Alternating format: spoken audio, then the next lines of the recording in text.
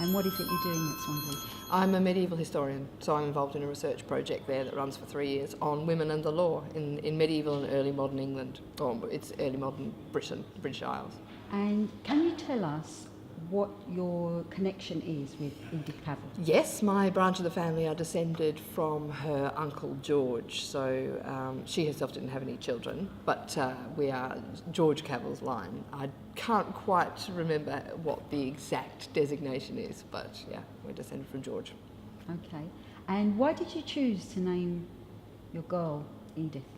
Well, I really wanted to actually use that name to commemorate Nurse Edith, because I'd grown up, my family had always told me stories about her. So I'd grown up knowing all about her. My grandfather was was absolutely fascinated by her and always telling me about her.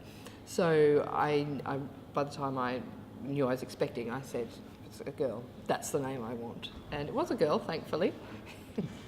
And what, you're saying about stories that you were told when you were younger. Yeah. Is there one that really resonates even now?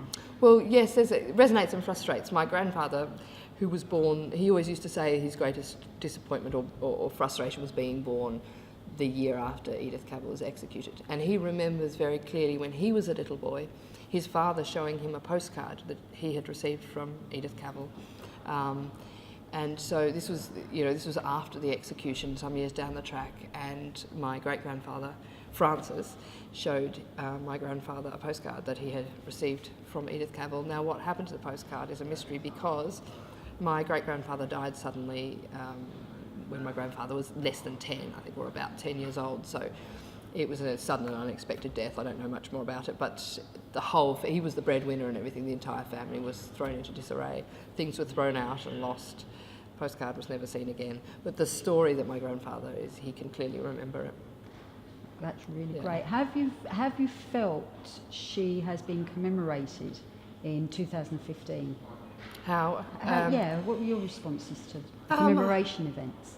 Well, I thought it was really fascinating and really, really important. It was terrific, really, to see her back in the public eye, because I was very aware growing up that she was fading or had faded from the public eye in Britain and Australia. I mean, I grew up in Australia, and none of my teachers would often know. Those teachers that were of my parents' generation knew who she was, but younger teachers, my peers at school, that they didn't know.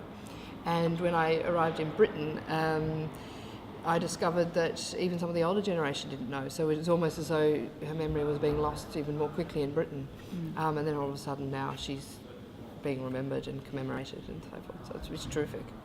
So do you feel that now she's been back in the public eye, that her legacy to nursing and being a feminine icon is accorded the proper respect? I think so. I think it's really important with her role as a nurse, as a woman, in a very sort of carrying out really a tough and very independent kind of a role is very, very important. I think her emphasis on peace and humanity is extremely important at the moment, since we're going through some horrendous times in the world at the moment. I think that's a message that is has remained relevant, and if it is perhaps even more resonant at the moment because of what's going on. What are your thoughts about people like Edith Cavell, Florence Nightingale, Mary Seacole being on the curriculum, especially for primary school children? No, I think it's really very important.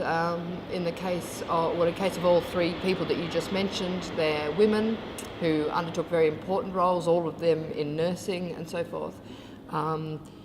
We have the situation with the First World War, where Nurse Edith Cavell was a non-combatant. She's working behind the scenes, a bit like Florence Nightingale in Crimea, and you don't necessarily get to hear about what they're doing as much. And I think we need to learn. Children need to learn about not just the great leaders of countries and so forth, the fighter pilots, the soldiers, but to hear about women, what women were doing during the war. And some of them made the ultimate sacrifice and died for what they were doing.